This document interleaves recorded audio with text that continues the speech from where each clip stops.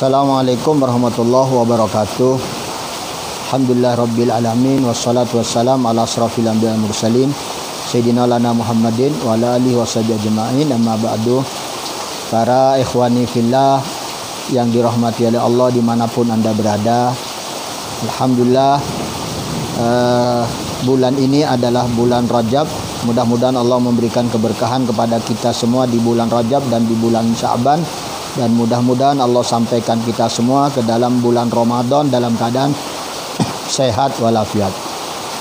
Pada bulan Rajab ini, di mana-mana mulai zaman dahulu para salaf kita mengadakan kegiatan Khatmul Bukhari atau hataman kitab hadis Sahih Imam Bukhari, yang dimulai dibaca dari awal bulan Rajab atau menjelang bulan Rajab dan berakhir di tanggal 27 Rajab atau tanggal 28 Rajab, dengan cara dibaca semua hadis-hadisnya sampai selesai atau dibaca bersama-sama bergiliran pagi, siang, dan sore oleh beberapa jamaah atau para santri atau para ikhwan, sehingga hadis tersebut bisa dihatamkan di akhir bulan Rajab. Berkenaan dengan khataman Bukhari yang khususnya di negara kita beberapa tahun terakhir ini sudah mulai banyak di beberapa majelis, ya, pondok pesantren atau ormas atau di kampung-kampung yang sudah mengadakan khataman Bukhari, mengikuti apa yang dilakukan dan dilampaui oleh para salaf, para pendahulu kita dari para ulama dan para solihin. Pada kesempatan kali ini Al-Fakir ingin membaca sedikit beberapa fadilah yang terkait dengan hadis Bukhari atau hataman hadis Bukhari. Bismillahirrahmanirrahim. Berkata Al-Habib Ali bin Muhammad Al-Habsyi radhiyallahu anhu wa nafa'ana bih, mal kasaf al-mu'adilat wa halal mu'aqqadat illa sayyidil kainat wa Syekh Abdul Wahab As-Sa'rani qala ittala'tu ala lauhin ma baina sama wal ard wa tasaffahtu satran fa idza fi akhirih satrun maktub fihi jami'ul abwab tazahzahat lil ghalb falam yabqa babun maftuh illa babun nabi sallallahu alaihi wasallam faman kanat lahu hajah falyanzilha bin nabi sallallahu alaihi wasallam wa nahnu banwajjih umurana kullaha ilaih sallallahu alaihi wasallam wa huwa bayadkhul biha ala Allah wa huwa adam syafi sallallahu alaihi wasallam. Beliau mengatakan, Al-Habib Ali bin Muhammad Al-Habsyi Sahibu Simtud Duror mengatakan, tidaklah kasyaf yang menjadi keunggulannya dan yang tidaklah ada sesuatu yang dapat memberikan solusi kepada banyak hal yang terkendala kecuali melainkan Sayyidul Kainat, pimpinan makhluk yang ada, yaitu Nabi Muhammad sallallahu alaihi wasallam. Maksudnya banyak hal yang membuat kita terkendala dalam kehidupan ini, solusinya ada pada Nabi Muhammad sallallahu alaihi wasallam. Dikutip oleh beliau bahwa Syekh Abdul Wahab As-Sa'rani radhiyallahu anhu wa nafa'ana bih, Syekh Abdul Wahab As-Sa'rani berkata, aku telah membuka-buka lembaran-lembaran dan membaca semua lembaran yang ada di langit dan di bumi, dan aku baca baris demi baris dari lembaran-lembaran tersebut. Ternyata di akhir dari lembaran-lembaran yang ada di langit, antara langit dan bumi yang aku baca, aku pelajari, aku cari tahu semua itu, di akhir baris ada tulisan Jami'ul abwab tazahzahat lil ghalqi. Semua pintu-pintu menuju Allah Subhanahu wa taala, pintu-pintu menuju rahmat dan ridha Allah, pintu-pintu mendekatkan diri kepada Allah, semuanya tertutup. Semuanya sudah mulai pada ditutup. Falam yabqa babun maftuh illa babun nabi sallallahu alaihi wasallam. Maka tidak akan ada pintu-pintu yang terbuka menuju jalan kepada Allah Subhanahu wa taala kecuali satu pintu, yaitu pintu melalui Nabi Muhammad sallallahu alaihi wasallam. Banyak pintu itu memang, banyak thariqah, banyak cara menuju kepada Allah Subhanahu wa taala. Tapi setelah saya baca semua, ternyata semuanya ditutup dan atau hampir tertutup semuanya kecuali satu pintu melalui Nabi Muhammad sallallahu alaihi wasallam. Maka siapa yang punya hajat, silahkan datang kepada Nabi Muhammad sallallahu alaihi wasallam. Silahkan curahkan kepada Nabi Muhammad sallallahu alaihi wasallam. Silahkan sampaikan, silahkan bertawassul melalui Nabi Muhammad sallallahu alaihi wasallam. Dan kami juga banuwajjih umurana. Semua urusan kami akan pasrahkan, kami akan arahkan semuanya kepada Nabi Muhammad sallallahu alaihi wasallam. Nantinya beliau yang akan masuk menghadap kepada Allah Subhanahu wa taala, karena beliaulah memang a'dhamu syafi', paling agungnya pemberi syafaat. Beliaulah yang akan memiliki syafaat udma, syafaat kubro. Beliau nanti yang akan menyampaikan kepada Allah Subhanahu wa taala tentang apa-apa yang sudah kita keluhkan, dan beliau akan memohonkan kepada Allah untuk memberikan syafaat dan mengkabulkan apa hajat-hajat kita semua.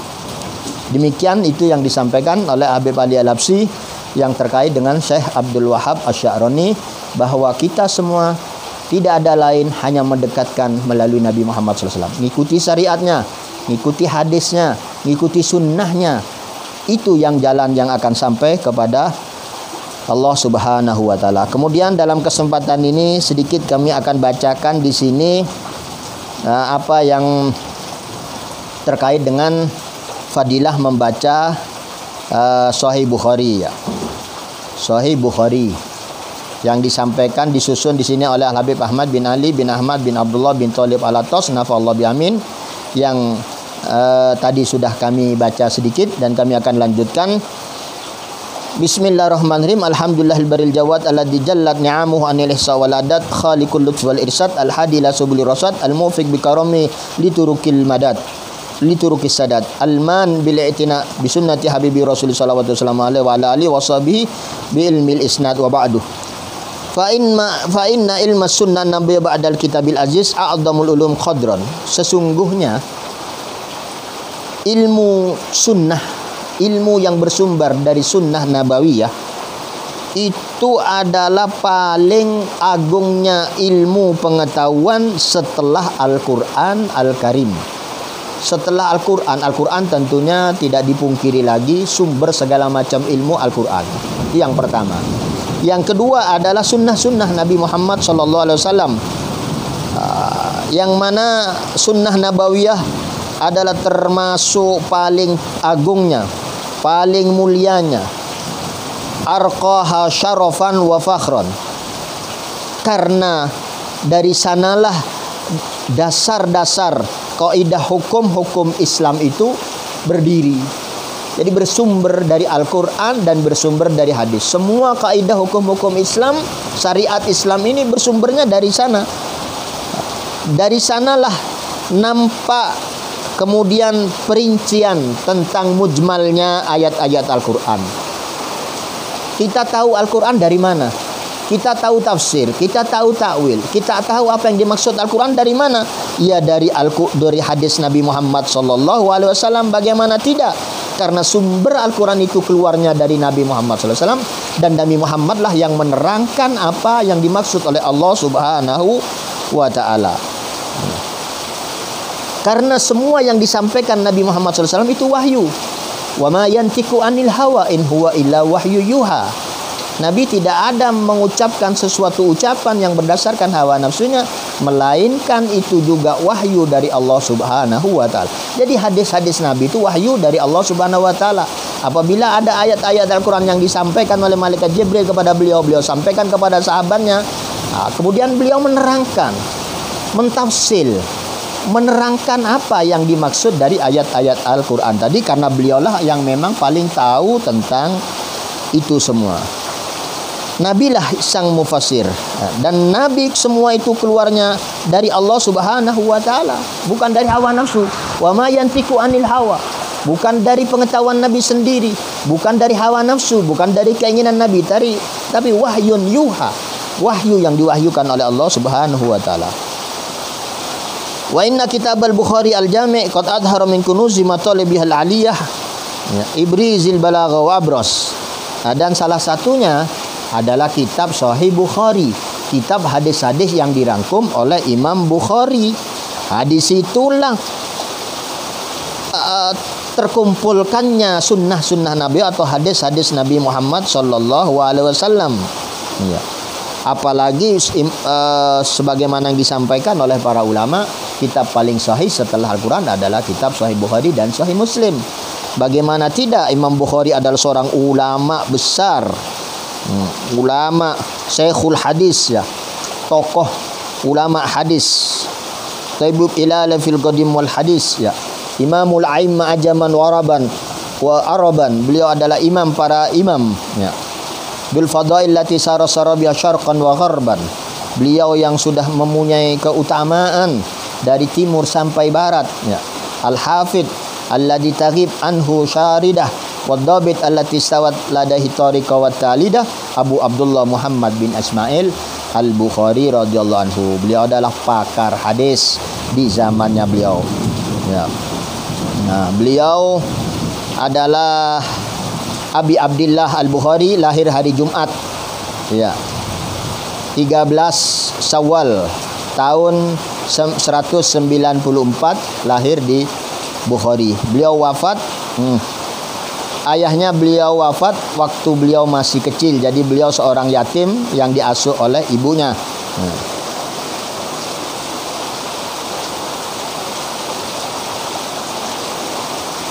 Abdul Wahid bin Adam At-Tusi berkata, Ra'aitun Nabi sallallahu alaihi wasallam wa ma'hu jama'ah min ashabi. Saya melihat, saya bermimpi, saya berjumpa dengan Nabi Muhammad sallallahu alaihi wasallam. Beliau bersama para sahabatnya. Dan beliau berdiri di satu tempat. Beliau berhenti dengan para sahabatnya di satu tempat. Lalu aku ucapkan salam kepada beliau dan beliau menjawab salamku. Lalu aku berkata, ma wukufuk huna ya Rasulullah. Ada apa Anda berdiri atau berdiam di sini ya Rasulullah? Qala antadir Muhammad bin Ismail. Rasulullah menjawab, saya diam di sini karena sedang menunggu Muhammad bin Ismail. Siapa Muhammad bin Ismail? Adalah Imam Bukhari. Ya, Muhammad bin Ismail itu yang ditunggu Nabi Muhammad sallallahu alaihi wasallam. Qala falamma kana ba'da ayyam balaghani mautih fa nadartu faida wa fi sa'alati ra'aitu biha Nabi sallallahu alaihi wasallam. Ternyata setelah beberapa hari aku mendengar kabar wafatnya beliau. Dan ternyata setelah aku teliti, wafatnya beliau pas saat dengan aku berjumpa Nabi dan aku bertanya, ada apa ya Nabi diam di sini? Nabi menjawab, saya menunggu Muhammad bin Ismail. Ternyata hari itu Rasulullah SAW menunggu meninggalnya atau menunggu rohnya, menyambut rohnya Imam Bukhari. Dan masih banyak lagi manakib apa yang disampaikan oleh Imam Ahmad bin Muhammad Al-Khatib Al-Qastalani dalam kitabnya yang berjudul Irsyadus Sari, syarahnya Sahih Bukhari. Ya. Di mukaddimahnya di situ banyak sekali diterangkan tentang manakibnya Syekh Muhammad bin Ismail atau Imam Bukhari radhiyallahu anhu wa nafa'ana bihi. Karena begitu besarnya manfaat dan keagungan dari kitab sahih tersebut, maka di mana-mana para ulama membacanya, mempelajarinya.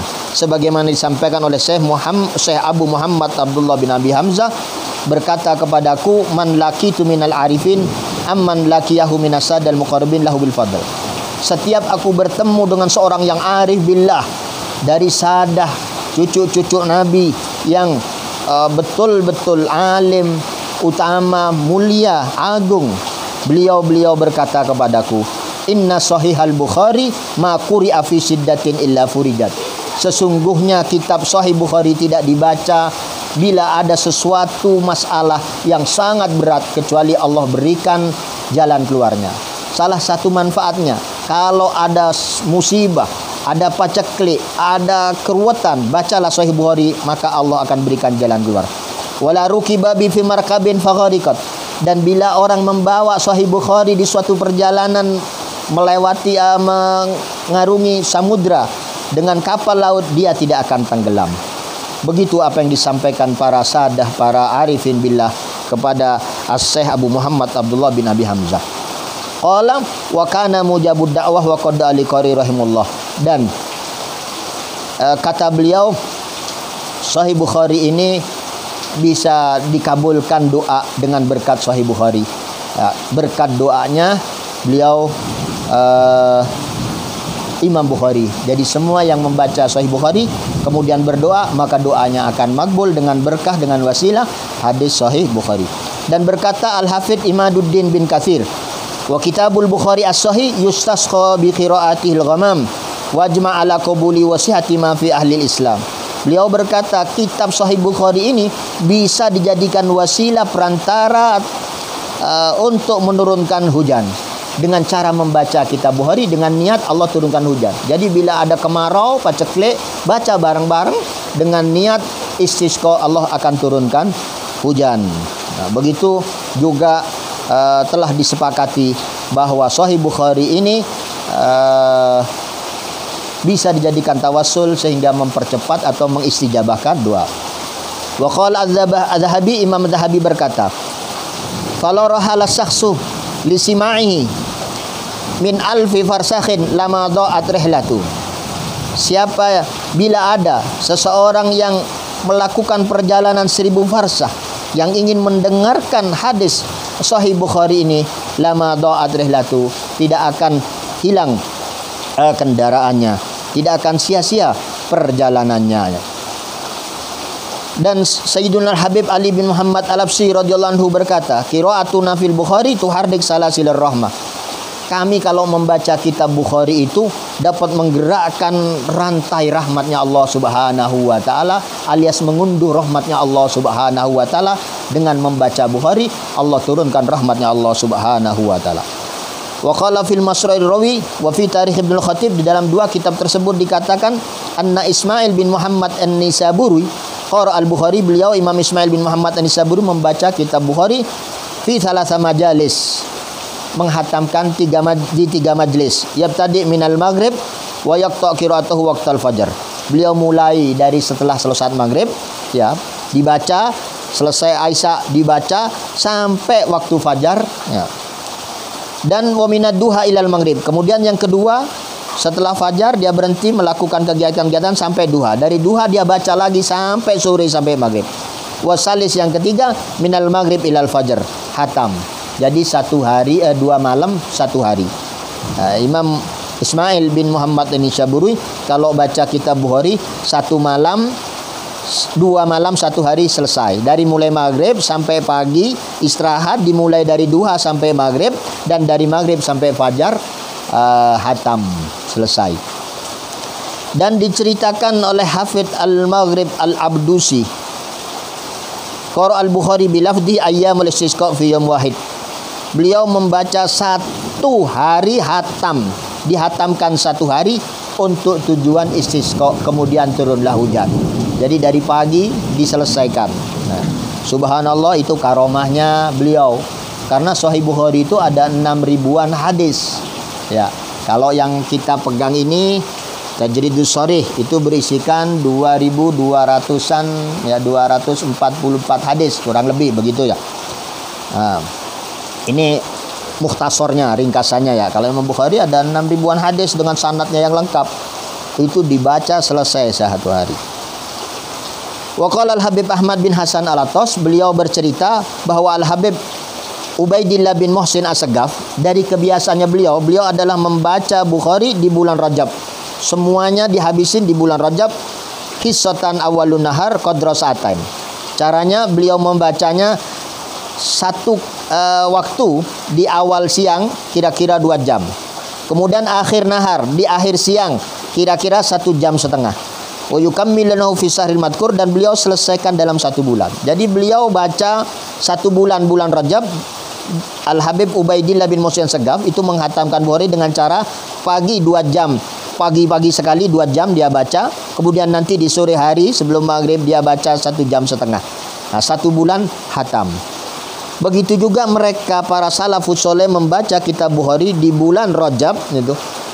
Kebanyakan para sadah di Siwun di beberapa tempat ya, itu kebiasaan yang sangat bagus. Mereka membagi-bagi bacaan sahih itu menurut kesemangatan mereka.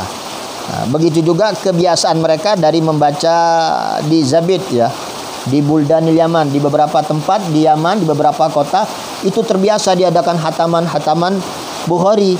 Ya, beberapa orang tergantung semangat mereka. Kalau masih semangat terus dibaca. Kalau sudah capek, lelah, mereka istirahat. Atau mereka bagi waktu-waktu tertentu. Pagi jam sekian sampai jam sekian, habis zuhur jam sekian sampai jam sekian, nanti sore jam sekian, malam jam sekian. Mereka akan hatamkan. Begitu juga Al-Habib Idrus bin Umar Al-Habsyi. Beliau meriwayatkan bahwa, kata beliau, orang-orang di Zabid, mereka mempunyai riwayat Imam Bukhari dengan cara mendengarkan dari zaman dari dulu sampai ke zaman terakhir. Dan yang menjadi penyebab demikian itu bahwa Raja Ghassan telah menjadikan wakaf atau memberikan wakaf untuk kegiatan membaca Sahih Bukhari setiap tahun di bulan Rajab. Jadi rajanya di situ atau penguasanya memang sudah memberikan wakaf, ya, memberikan sesuatu untuk kebutuhan kegiatan membaca Sahih Bukhari setiap tahun di bulan Rajab, yang dimulai dengan membaca di awal bulan dan diakhiri di akhir bulan. Jadi dari awal Rajab sampai akhir bulan itu atas biaya pemerintah. Maksudnya kegiatan-kegiatan apa kebutuhannya, mungkin konsumsinya, mungkin tempatnya, mungkin apa kitabnya, semua itu dipenuhi. Dan dihadiri bacaan tersebut oleh akabirul ulama, tokoh-tokoh ulama semua kumpul, ya, semua kumpul ikut membaca. Dan yang membaca satu, ya, dari zaman Syekh Abdurrahman bin Ali Ad-Dibai, kemudian turun kepada penerusnya, ya, dan kepada penerusnya yang bagus dalam bacaannya, yang ahli dalam membaca, dan begitu terus sampai mereka selesai, ya. Pada suatu hari, pada saat mereka selesai, mereka pulang ke rumah masing-masing, tahu-taunya ada beberapa sebagian orang ahli jadab, ya, majdub, berkata kepada Syekh Abdurrahman Ad-Dibai itu, ya, beliau yang memimpin bacaan Sahih Bukhari di zaman itu. Setelah selesai beliau pulang, ada orang ahli jadab berkata, mudda lisanak wa makkini min masihi likauni yatlu hadis Rasulullah sallallahu alaihi wasallam. Julurkan lisanmu, biarkan saya mengisap, karena lisanmu telah membaca hadis Nabi Muhammad sallallahu alaihi wasallam. Dan begitu juga banyak cerita-cerita bagaimana ulama-ulama zaman dahulu sangat memuliakannya dan mengambil barokahnya dari lisan para ulama-ulama yang tukang membaca atau yang memimpin bacaan kitab Bukhari. Begitu juga di kitab-kitab Karamahnya Aulia yang dikarang oleh beberapa para ulama di zaman dahulu.